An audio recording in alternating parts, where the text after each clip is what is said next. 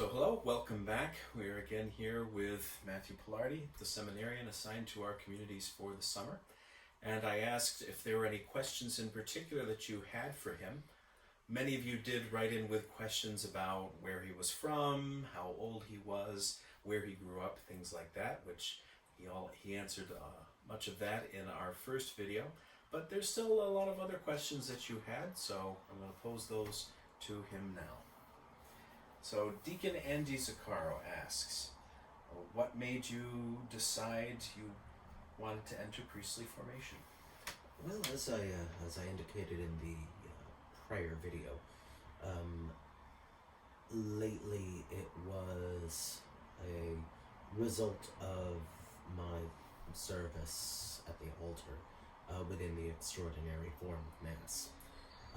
But if I go back to my first go-round, so we're going back to my 20s, I've always had a mind that gravitates toward, well, especially philosophy and theology, but all sorts of other realms of the arts.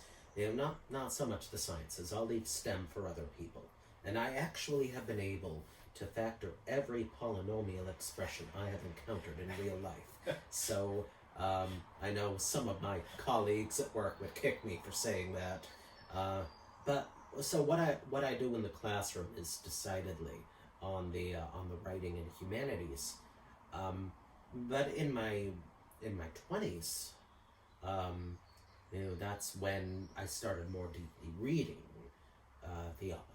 Starting with the Catechism, the Second Vatican Council documents, moving on to St. Augustine, St. Thomas Aquinas, numerous other theologians, the decisions of church councils like Trent versus Nicaea, Ephesus, and finding, I had some conversancy with that. So thinking about that, I considered, well, why not? I'm young, I'm not married, I don't plan to be married anytime soon, so that's when I first made my inquiry. And the second time around, after having had quite a bit more liturgical formation and having settled down a little bit from the anxiety of youth, I figured it was time for a second go-round, which is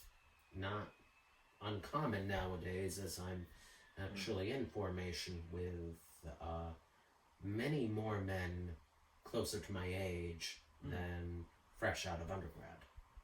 Okay. So that is a new development. It was not that way when I was going through. We had a few older guys, but how many of you are there now? I say older guys. I was in my 20s then. But how many of you are there now that you would say are at least in their 30s or older?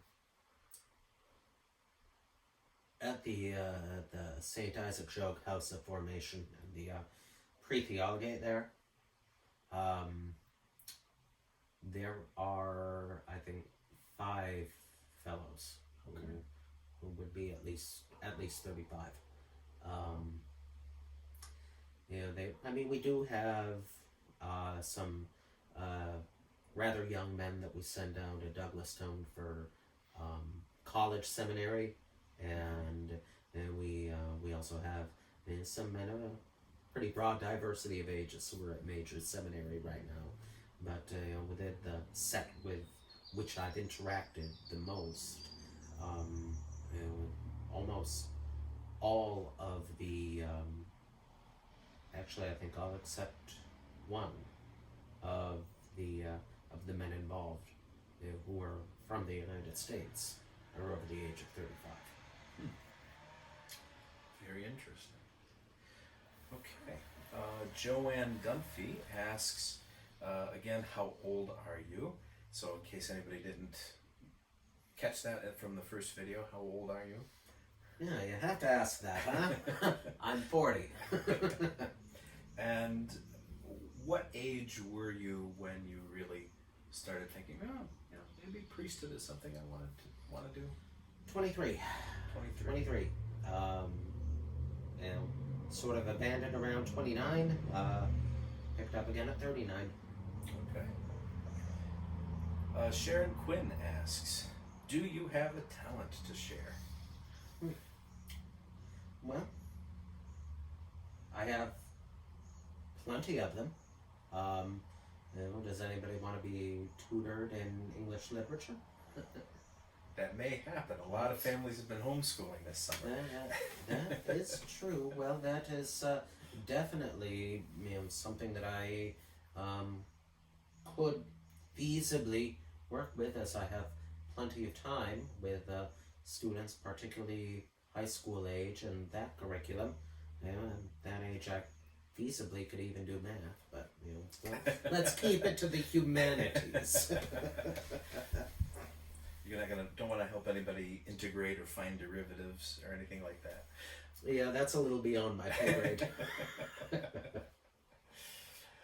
Richard Haynes asks, how did the calling to the priesthood manifest itself? Well, I think I answered that a little bit. It's never anything that hits you all at once. Just as most things that are the action of grace, they're very slow, very gradual. You don't even realize it's taking place as it's taking place until you really see it in retrospect. While I was doing my work as a master of ceremonies, the first thing that actually got me thinking is, well, so we can have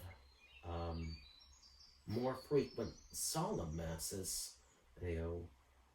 Maybe I should petition for institution to lector acolyte, so I could serve as subdeacon. It doesn't happen frequently that laymen do so, but some bishops have done it, and it's very often for this purpose. It's an instituted acolyte can serve as a subdeacon at a solemn mass.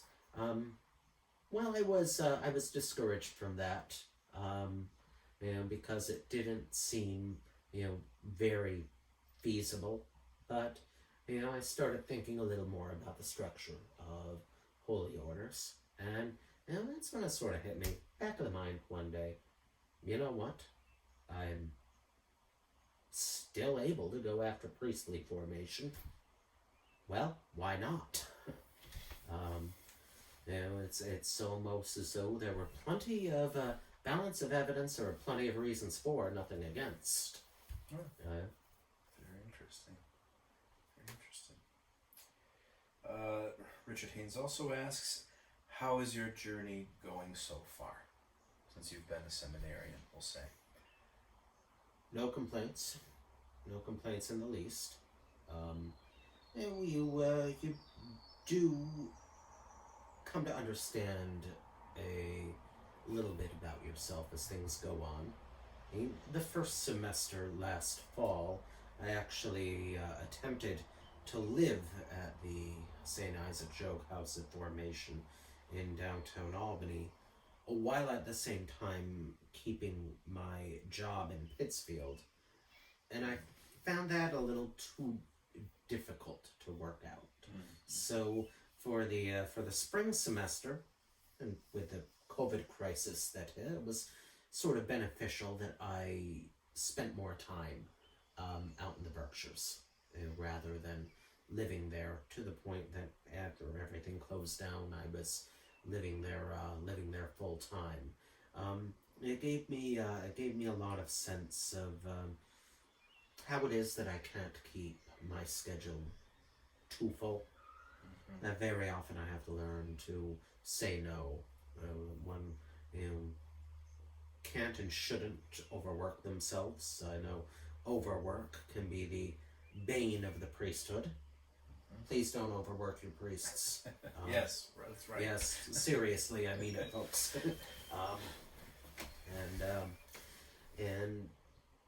So it gave me a much better sense of some of those things that I talk about to my students in college, time management, although this more global in a sense and not just related to academic work and assignments, and leaving oneself time to sit in silence, contemplate in the Aristotelian sense,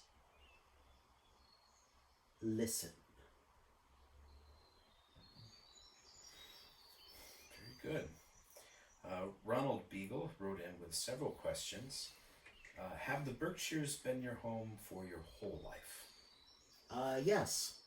I was not born in the Berkshires. I was born in Florida and lived early on. You're a Florida man, aren't you? Now don't talk to me about my meth gators. My father was a defense contractor, and so he was following. He had a field job when I was quite young, and my brother was born. By the time we went to school, he took a desk job in Pittsfield. Both my mother and my father were from the Berkshires, so I can essentially say I lived there my whole life.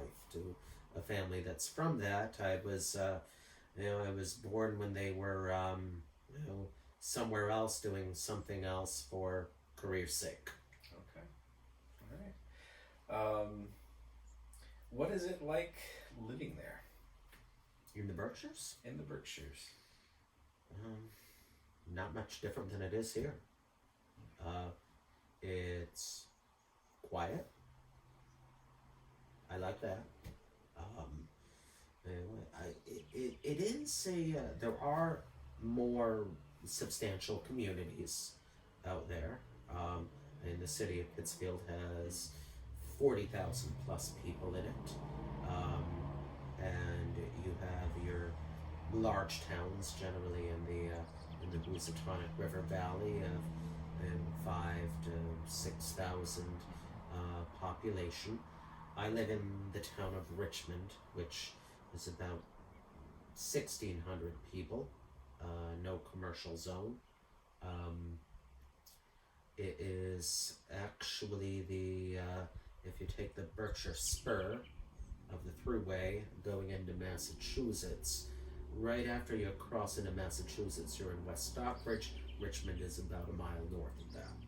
Okay. So, just across the border. Just across the border, yes. I am less than a mile from the state line.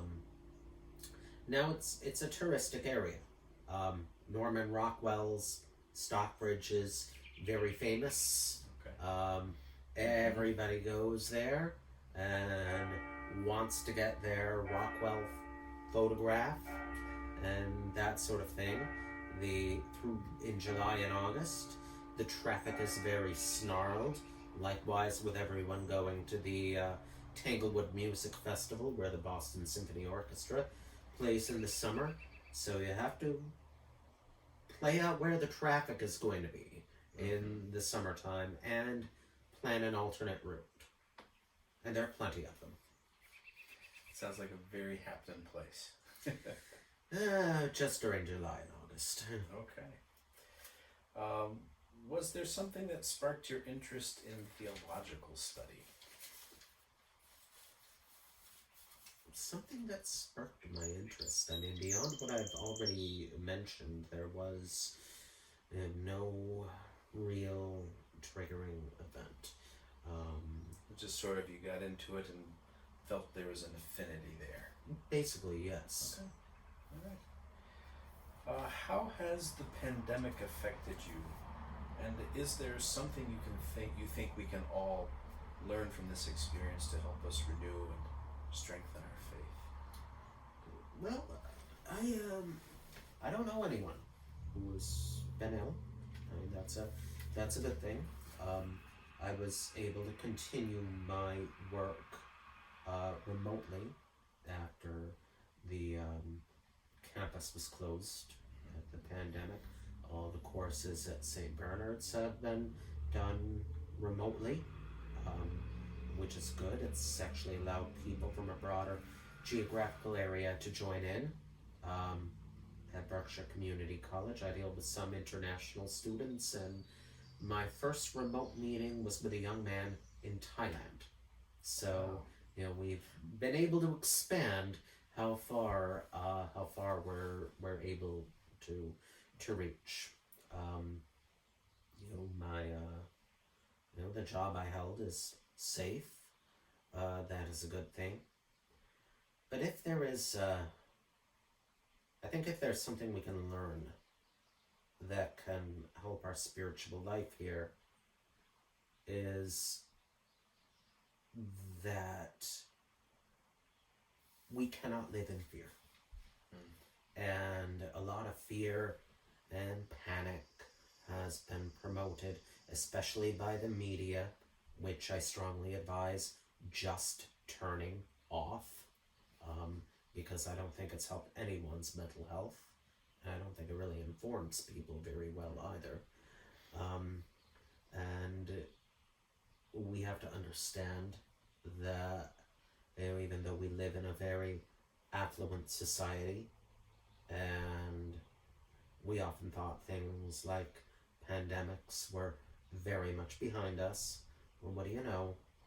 Nature is a lot stronger than we are. Let's come to terms with our mortality. We are all going to die someday. Most of us won't die of COVID even if we get it, but we are all going to die someday. But let's understand what the simple risks of being alive are. And rather than living in fear and panic and even outright hysteria about those risks, we can just simply trust in God that with the best available information, we're doing the best we can. That, and simply ignore the mass mind mentality, because I think in many ways that's a faith killer. I really do. Yeah, well said.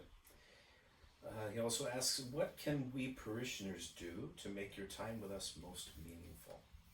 Well, that's a difficult question to answer, because this is a very unusual time to be in a placement.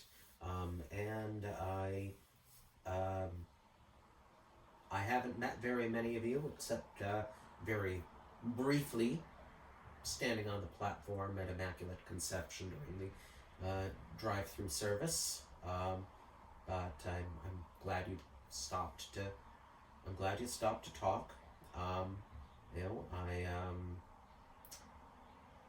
I would say the best thing you can really do is maintain me and my fellows in the program in your prayers.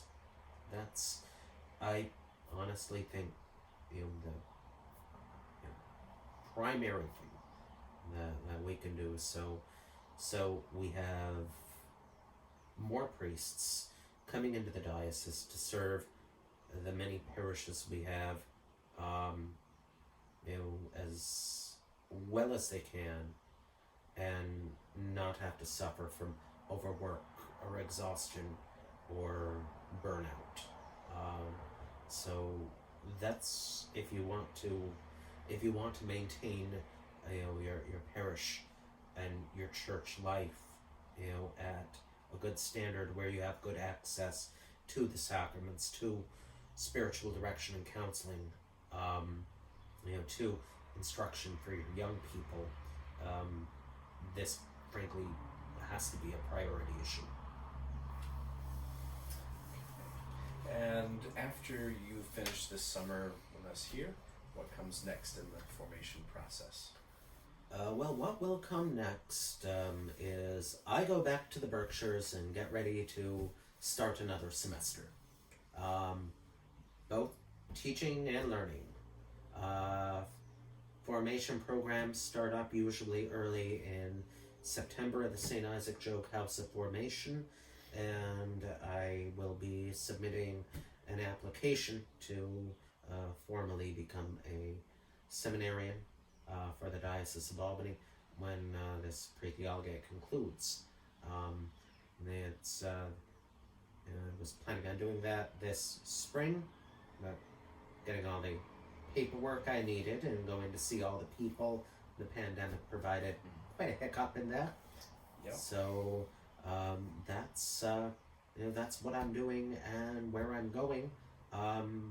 After this, I will still be in the area. I will likely be given a weekend placement at another parish, probably one closer to the Albany area, as they generally do over the course of the year. So we don't have to drive so far. That would be nice. Yes. Very good. And finally, from Ron Beagle, any other hobbies or interests outside of your studies? Well, you're dealing with a very studious man here. The hobby is the study. The hobby is the study. Now, when I came here, Father Atherton was asking me, what is it you do? And I read a lot. I write, have letters and correspondence. So I don't have a sport. I don't have a musical instrument. Aside from the voice, which isn't very good, as some of you may have heard,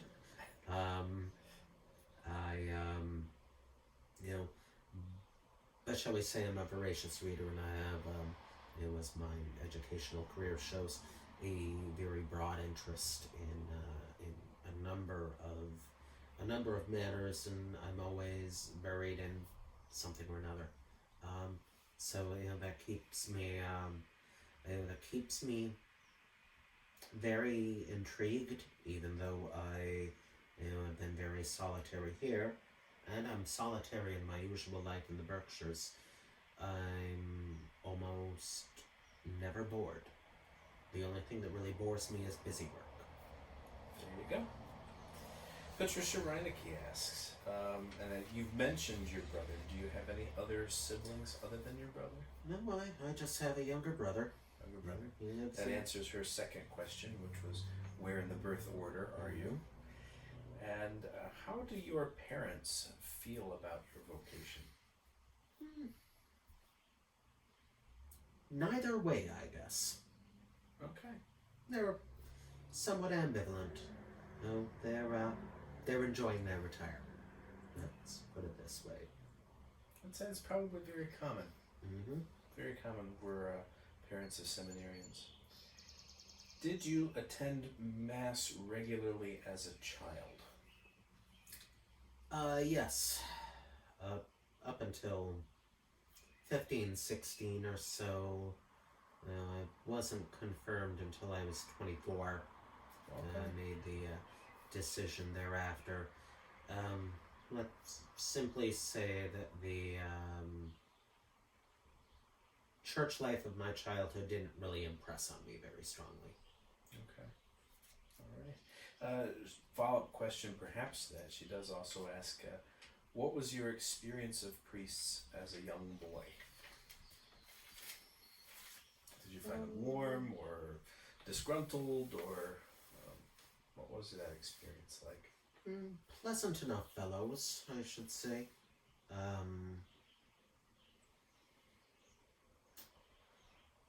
No, unfortunately,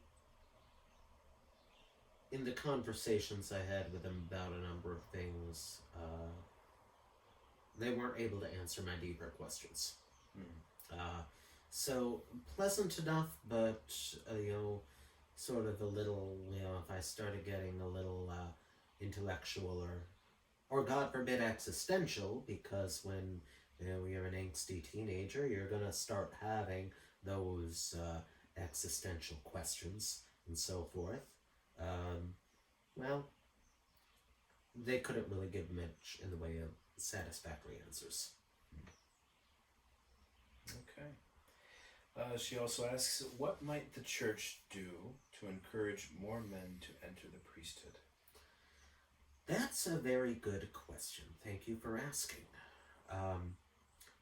Well, number one, we need more men, and particularly young men in the church.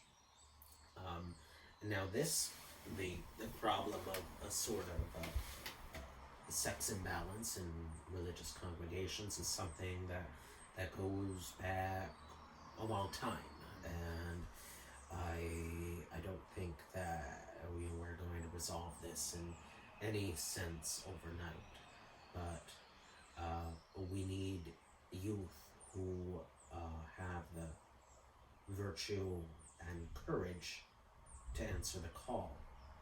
Where does that come from? Well, I first saw a study, and I don't know if this is specific to our Catholic Church or if this is religious practice in general, but saying that the leading indicator of whether children maintain themselves within their religion is the religious practice of their father. I've seen that study as well. Yes, so surprises a lot of people. Mm-hmm. And so that means that within the family, within the domestic church, the father needs to be involved as a father would be involved, which is to say, as a man. What can we do, in our pastoral and liturgical practice, within the church, short of what's going on in family life and in education? It comes in many ways to the liturgy. If it's said devotionally, if it's said reverently, in a way that will impress upon young people. In many ways, the somewhat repetitive nature thereof creates a space in which we can work out some of our issues. We're an on-the-go society in this day and time. We don't have much in the way of contemplative space, and young people are going to have to realize that they need that as something for their psychology. They're not going to find it at school. They're not going to find it in the home, not often at least. They're not going to find it among friends or at work. That time needs to be sought, again, in order to listen. And what the beauty of old liturgy does, it's not something that we can really talk about in a very intellectual fashion. It really is an encounter, with God, and not as our buddy, not as our bridegroom, but as the Lord enthroned on high, distributing his commands, but who is glorious and makes us desire to serve. And if everything can come back to his enthronement in the tabernacle and in the altar, acts, signs, symbols, these create some powerful correspondences in the mind, much more so than didactic instruction. Of course, being an educator, I'm not going to say didactic instruction is bad. I would say it's needed, but it can be also peppered a little bit, showing the interrelations between Catholic theology, the philosophy underlying it, our history. Western history is essentially church history for just about everything except the past couple of centuries. Even art and music history. Just yesterday I was listening to WMHT while I was on a drive, and they were playing Mozart's Requiem in its totality. Now, that's beautiful music. I'm sure everyone knows that this was composed for the context of Mass. But have we ever stopped, listened to that, and thought, this is bespeaking something very, very deep here. And we can look back at other great music and great artworks, like the Michelangelo's and Raphael's festooning the Sistine Chapel, the great architecture of the churches, and look how all of this has a profound web of interconnection about it, and thence into literature. Dante's Divine Comedy was, that's a work I try to read every 5 years, and I'm seeing something new therein. That's something we need to impress, especially to people at their most impressionable age, so we can have more priests and religious, that we are not, an hour out of your time on Sunday, and maybe a few prayers recited morning and evening. This is a culture that in many ways stands in contrast to the mass culture that has gradually been developing, again, over the decades, perhaps even over the centuries. One that was actually built up in distinction and oftentimes in combat to what it is that we are doing.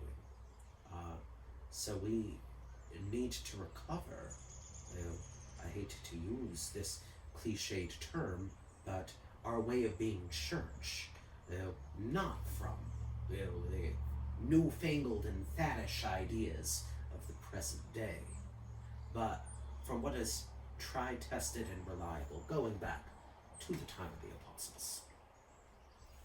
Okay.